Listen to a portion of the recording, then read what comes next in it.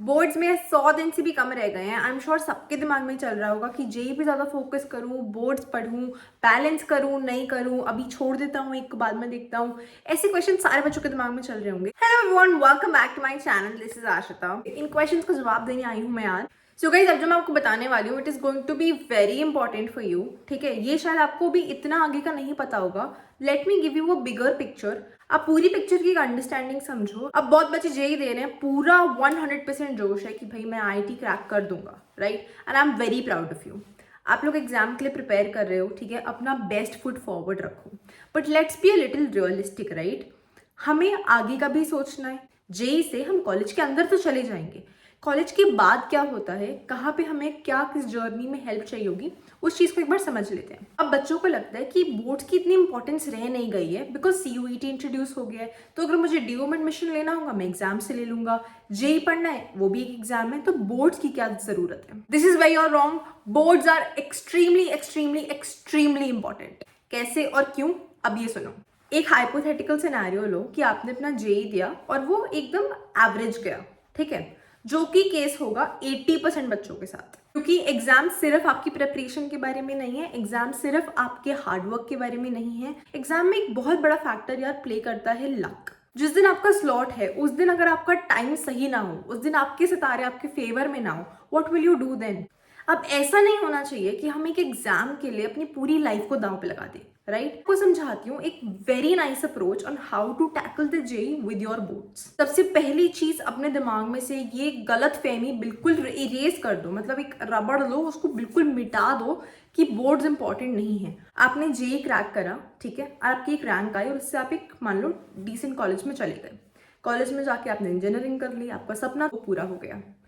But आप ये सोचो कि कंट्री में हर साल इंडिया में 15 lakh new fresh engineers produce होते हैं, जिसमें से 13.5 लाख इंजीनियर्स को जॉब प्रोक्योर करने में बहुत दिक्कत होती है। ये मेरी मनगढ़ंत कहानी नहीं है, ये है brutal reality. I am only speaking on facts and figures. Ground पे एक्चुअली ये चल रहा है। अब जेई मेंस में 10 से 12 लाख एप्लीकेशंस आएंगे, जिसमें से हम मान लेते हैं कि 8 लाख बच्चे एटलीस्ट एग्जाम में अपियर होंगे।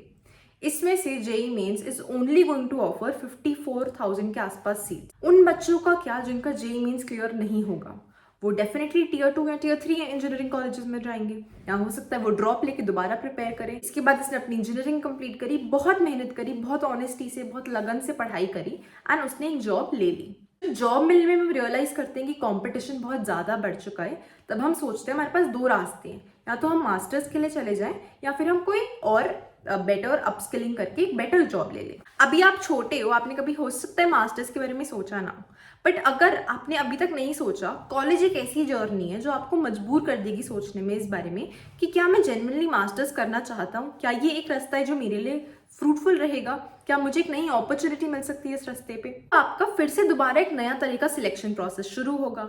या तो आप कैट दोगे एमबीए के लिए, या फिर आप जीमैट दोगे एमबीए के लिए। आपको एमबीए नहीं करनी, आपको एमएस करनी है, हो सकता है आपको इंडिया से एमएस करनी हो या आपको बाहर से एमएस करनी हो, आप यहाँ पे एग्जाम्स दोगे। इन सब एग्जाम्स में it is very important, one of your biggest deciding factors is आपके क्लास 12 के बोर्ड एग्जाम्स।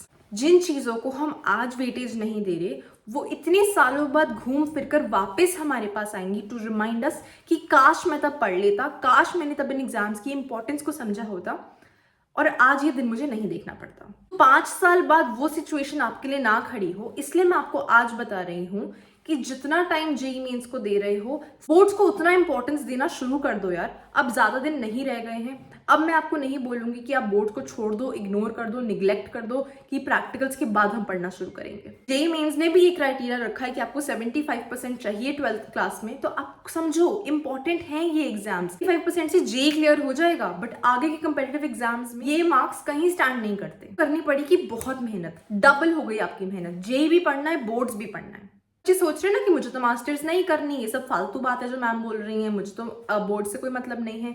वो भी मेरी बात सुन लेना, रेज्यूमे पे तो लिखोगे ना, जॉब के लिए जाओगे रेज्यूमे पे लिखोगे कि क्लास 12 में कितने मार्क्स आए। और अब रेज्यूमे शॉर्टलिस्टिंग आपकी हो गई है एआई ड्रिवन पूरी। इसी एआई टूल में आपका रेज्यूमे फीड करा जाएगा, वहां से उसको टैली करा जाएगा। If you fulfil their parameters तो वो शॉर्टलिस्ट हो जाएगा रेज्यूमे।